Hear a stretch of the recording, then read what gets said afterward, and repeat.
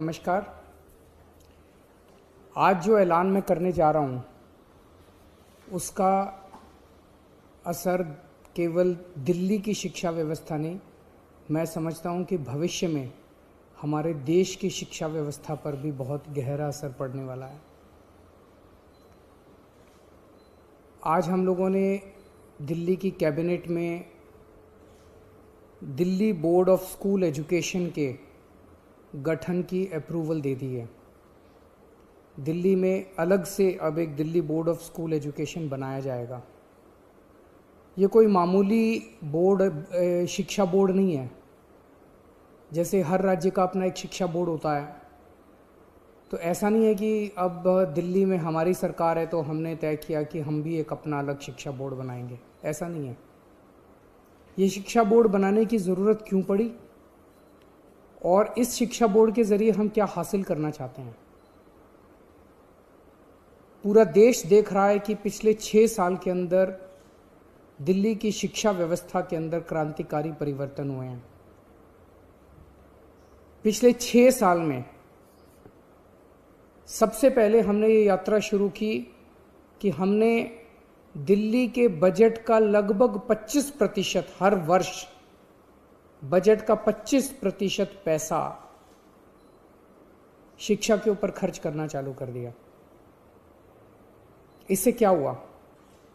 सरकारी स्कूलों की शानदार बिल्डिंग बनने लगी, स्कूलों के अंदर अच्छी लैब्स बनने लगी, स्कूलों के अंदर अच्छे कमरे बनने लगे, स्कूलों के अंदर अच्छे ऑडिटोरियम बनने लगे, स्कूलों में स्विमिंग पूल्स बनने लगे, स्कूलों की साफ़ सफाई की व्यवस्था अच्छी होने लगी, स्कूलों की सिक्योरिटी अच्छी होने लगी, स्कूलों के अंदर टॉयलेट्स अच्छे हुए, स्कूलों के क्लासरूम्स के अंदर अच्छे डेस्क आने लगे, अच्छे ब्लैक बोर्ड्स आने लगे।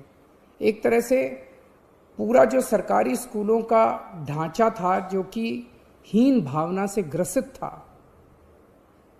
प्राइवेट स्कूलों के अंदर अच्छा इंफ्रास्ट्रक्चर होता था, सरकारी स्कूलों के बच्चों के अंदर एक हीन भावना होती थी।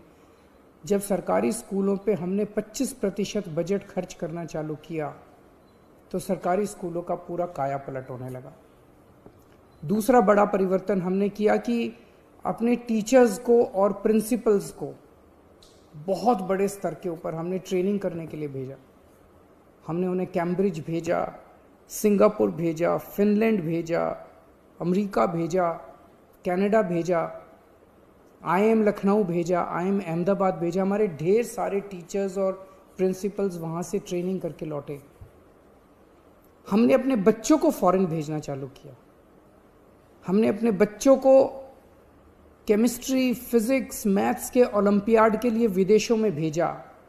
हमारे बच्चों ने भारत का नेतृत्व किया और कई जगहों से हमारे दिल्ली के बच्चे मेडल जीत के लौटे। जब ये टीचर्स और बच्चे वापस लौटे तो इनके अंदर एक ज़बरदस्त आत्मविश्वास था और कुछ कर गुजरने की इच्छा थी। तीसरा हमने बड़ा परिवर्तन किया कि हमने अपने प्रिंसिपल्स को एम्पावर किया।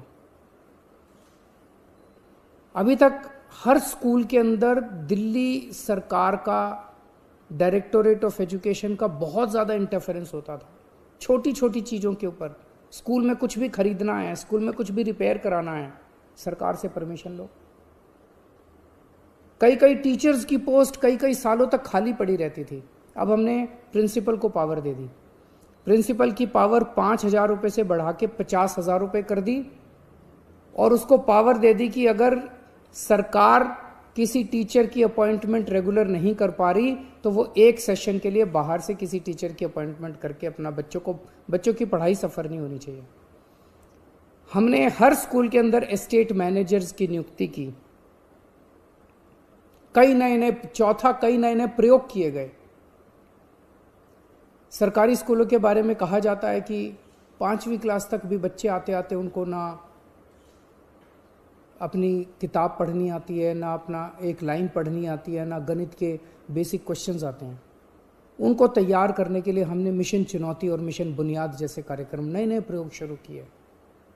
हैप्पीनेस करिकुलम लेके आए जिससे बच्चों को मेडिटेशन कराना सिखाते हैं। बच्चों के इंटरपर्सनल रिलेशंस अपने माँ बाप के साथ, अपने परिवार के साथ, अपने दोस्तों के साथ रिश्ते अच्छे होते हैं। बच्चों की इमोशनल नीड्स पूरे होते हैं।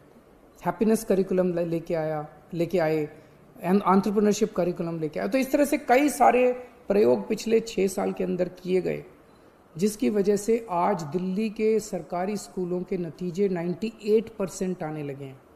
प्राइवेट स्कूलों से ज़्यादा नतीजे आने लगे हैं। हमारे बच्चों का इंजीनियरिंग में, मेडिकल में, बड़े बड़े अच्छे अच्छे कॉलेजेस के अंदर एडमिशन होने लगे हैं।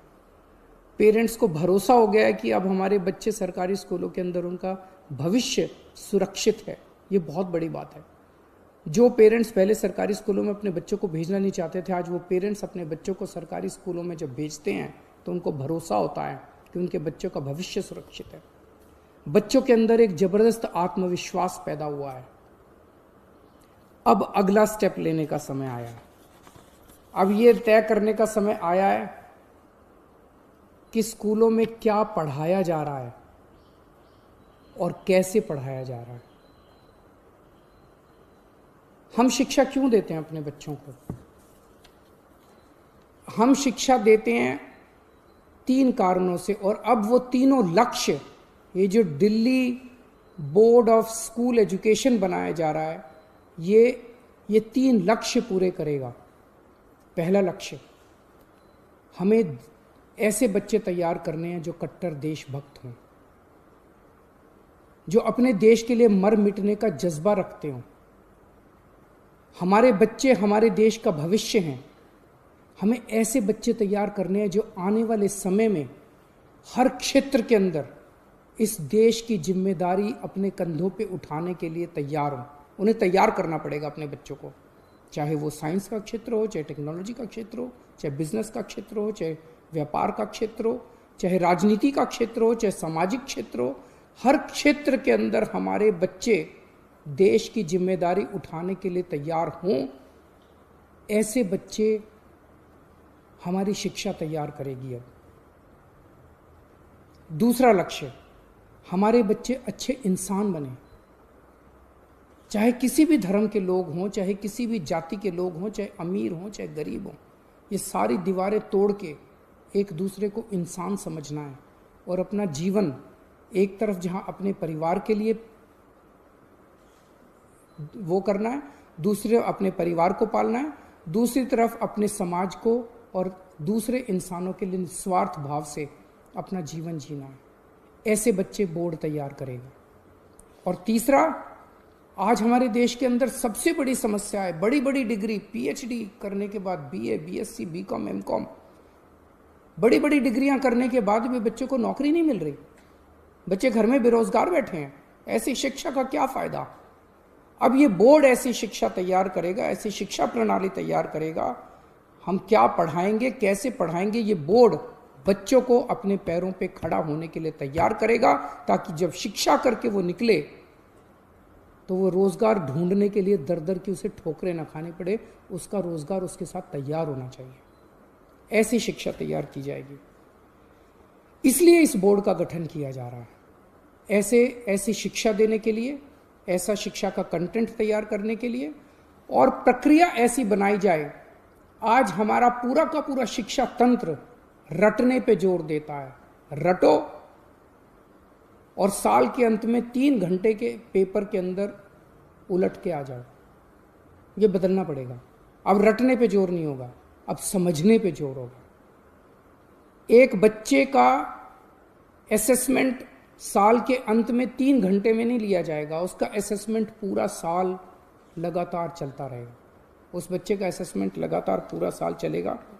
ये इंटरनेशनल स्तर का बोर्ड बनाया जा रहा है, जिसमें ढेर सारे इंटरनेशनल संस्थाओं से सहयोग लिया जाएगा।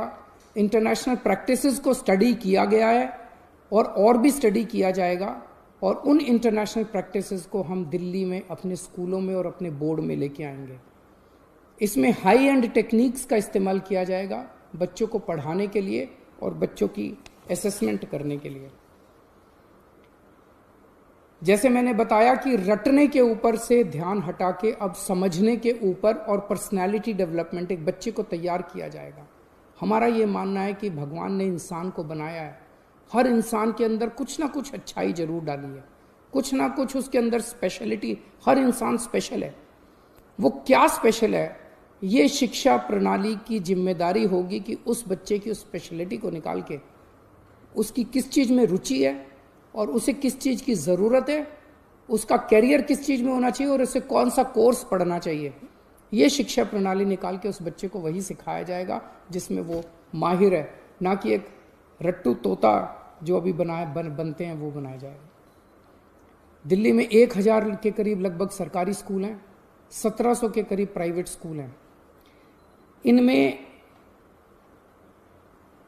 जितने बच्चे पढ़ते हैं मोस्टली सरकारी स्कूल तो सभी सीबीएसई के, सरकारी स्कूल सारे सीबीएसई के हैं और 1700 जो प्राइवेट स्कूल हैं ये भी मोस्टली सीबीएसई के हैं। इस वर्ष 21-22 एकेडमिक ईयर में 20 से 25 सरकारी स्कूलों को हम एक साथ सारे स्कूलों को इस बोर्ड में नहीं लेके आएंगे।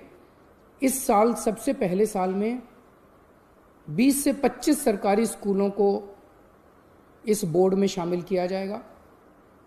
उन्हें सीबीएसई से उनकी एफिलिएशन हटा के इस बोर्ड की एफिलिएशन दिलाई जाएगी।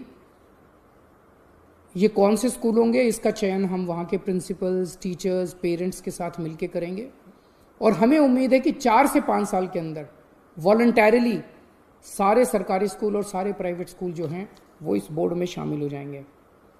इसकी एक गवर्निंग बॉडी होगी जिसकी अध्यक्षता एजुकेशन मिनिस्टर करेंगे। इसकी एक एग्जीक्यूटिव बॉडी होगी डे टू डे काम के लिए जिसकी अध्यक्षता एक सीईओ करेंगे। गवर्निंग बॉडी में, एग्जीक्यूटिव बॉडी में एक्सपर्ट्स होंगे, ढेर सारे इंडस्ट्री के भी होंगे, एजुकेशन के भी होंगे, प्राइवेट के, सरकारी स्कूलों के प्रिंसिपल्स होंगे, ब्यूरोक्रेट्स होंगे। और आज इस निर्णय से मैं व्यक्तिगत तौर पे बहुत ज़्यादा खुश हूँ, उत्साहित हूँ। मुझे हमेशा ये लगता था, पहले राजनीति में आने के पहले हम लोग एनजीओ में काम किया करते थे, समाज सेवा का काम किया करते थे और हमें ये लगता था कि हमारी शिक्षा प्रणाली काफ़ी ज़्यादा दूषित है जिसकी वजह से देश की कई सारी समस्याएं, अगर शिक्षा को ठीक किया जाए तो देश की कई समस्याओं का समाधान निकल सकता है। पिछले 6 साल की हमारी यात्रा काफ़ी अच्छी रही और मैं समझता हूं कि अब ये जो अगला चरण है जिसमें इस बोर्ड का गठन किया जा रहा है, इसके ज़रिए शिक्षा के क्षेत्र में मूलचूल परिवर्तन होगा और हमारे जो बच्चे शिक्षित होकर निकलेंगे वो एक तरफ देश की बागडोर संभालने के लिए तैयार होंगे और दूसरी तरफ अपने परिवार को का पालन पोषण करने के लिए भी तैयार होंगे, अच्छे इंसान बनेंगे। बहुत बहुत शुक्रिया।